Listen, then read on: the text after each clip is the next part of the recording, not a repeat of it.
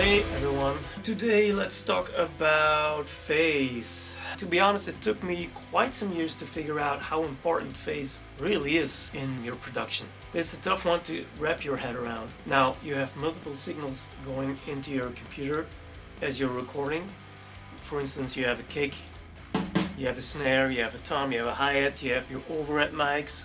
So that's a lot of different information for the same source. So there's bound to be a lot of phase issues. So for instance, your snare mic is closer to your snare than your overhead mic is. When you see this in your DAW, you'll see that your snare mic is going up and down, and then your overhead waveform is also going up and down, but it has a delay.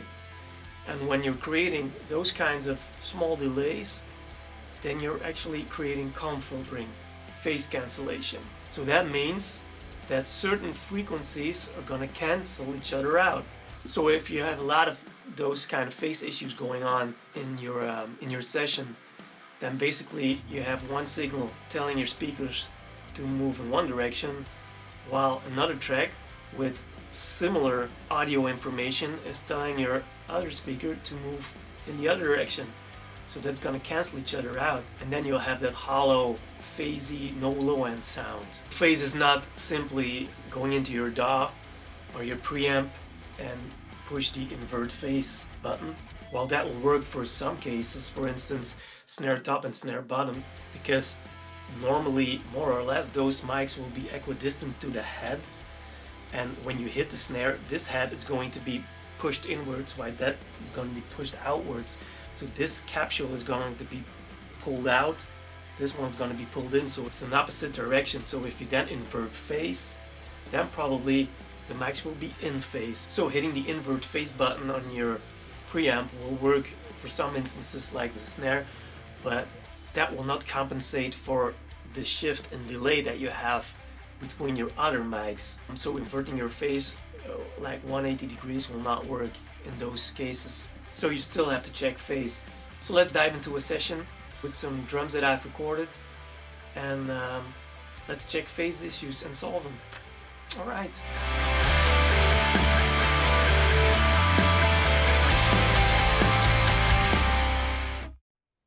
All right. I open up an older session with drums that I have recorded. Apparently this has already been edited, so the drums have been edited to the grid, but normally my workflow would be to do phase correction first and then edit to the grid, because when you have edited already your drums to the grid like this, so every hit is on the grid, and if you then start doing phase correction, meaning you will move your tracks individually to one another, they will shift as opposed to one another. So then some tracks will be off the grid, and if you then later on in your session start to copy paste stuff and fly over a verse here or there, then you're basically working with tracks that are not completely locked to the grid, and that can be a pain in the ass. So that's why I recommend doing your phase correction first and then do your editing. So we want to start from mono tracks. So if you have any tracks that are already stereo, then split them into mono. There are a few ways we can do this. Now my favorite way of doing this is with a plugin called Auto Align. So now I'm going to insert Auto Align on all my tracks first. Voila.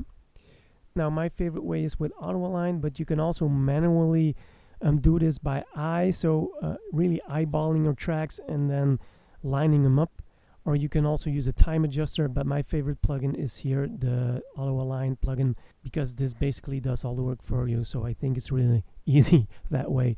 So I told you in the intro video that your mics are not going to be in phase with one another because you're creating a delay between them, because some mics are closer to the snare, for instance, than other mics. Now I'm going to visually show you this here. So we have a snare hit here, which is basically on the grid. But if you then see your bottom mic is already out of phase, because this is going down when this is going up. So that's already totally out of phase. So that's your first phase issue. Then your hi-hat mic, the snare hit here has a delay. Here it's on the grid, here it's only starting here, so that's delay. And if you then go to your overheads, you see that your snare hit is only starting here. So you're creating a delay there. So that's all phase, and you want to line that up. we're going to start from our overhead left. Our overhead left is going to be our master track, let's say. Why your overhead left? That's a personal choice. You can also choose the overhead right, but in my opinion, the overhead left is more the master mic because it is, it has a global picture of your kit and is closest to your snare in that aspect. So that's why I always start from the overhead left. If I open up my Auto-Align plugin, you see here some arrows and you see some knobs. So we're going to adjust our threshold. So we have an incoming signal. We're going to adjust the threshold so that we are just grabbing the transients. It has an internal routing system. So let's say our overhead left is our main track. We're going to send from 1. So that's going to send. And let's say we want to align our overhead right with overhead left. Then this is going to receive from 1. So this has an internal routing system. You can see that this turned green when I clicked it. So that means this is internally routed. Also here we're going to adjust the threshold. So we're just grabbing the transients. We're going to detect phase in a bit. And we're going to put it here not only on delay, but on delay and polarity. So delay will detect your delay between your mics. So the distance between your hit here and your hit there. So you can see that here it's on the grid, while here it's some samples after it. So that will make up for the delay. And next to that, of course, you also want to check polarity. Basically, you want to be sure that when this waveform is going up and then down, that this waveform, for instance, is also going up and down, especially in the front end of the waveform. So more in the back end, it probably will not be in phase anymore, but that's not that important. The most important thing is that it is in phase in the front end of the transient, because at the back end, they resonate at different frequencies. So the most important thing is to get your front end of the waveform in phase. Okay, so let's start. So first we're going to align my overhead left to right. So I have Auto-Align open. Now first let's set the threshold. So let me play a little bit of the song.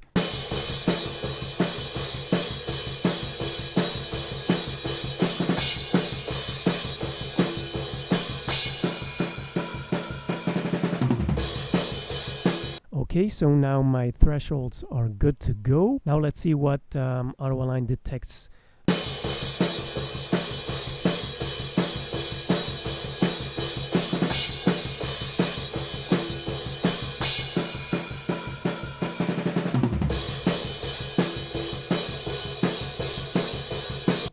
You could hear a small phase shift there.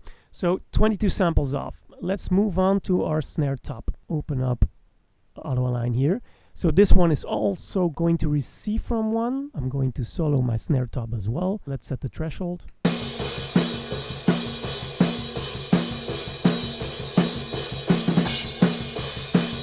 Something like that. Let's detect.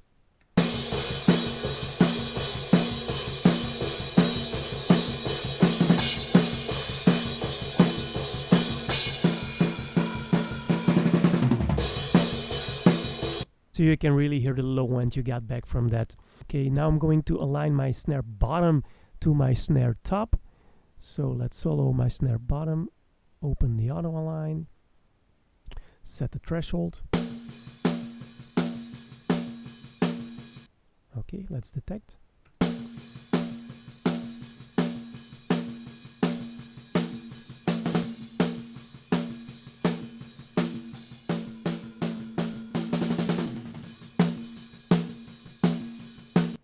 Now hear that difference. 28 samples off and a polarity shift. Now that's a big difference. Here when I bypass this.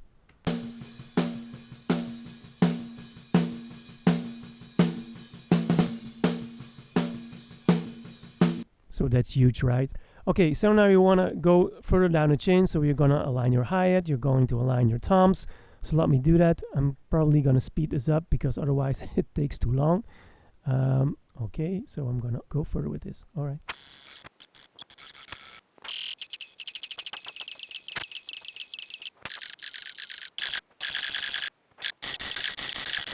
Okay, so I have aligned all my drums now.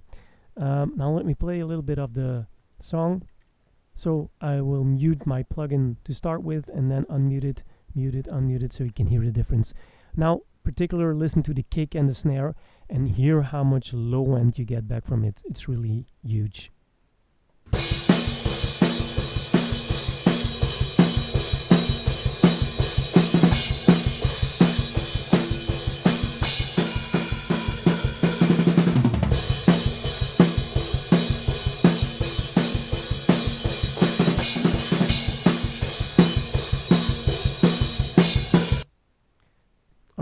So I think all of you could hear a difference there.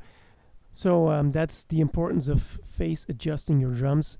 Not only your drums, so we will be looking at bass and other instruments later on as well. But of course, you noticed here that it is a really important one, and that it is a must to make sure your drums are all in phase with each other, because it will make your mixing a lot easier. Okay, so I hope you got anything out of it. If you have any questions concerning the video, then make sure to leave a comment or send me a message or so. All right, talk to you next time. Yep.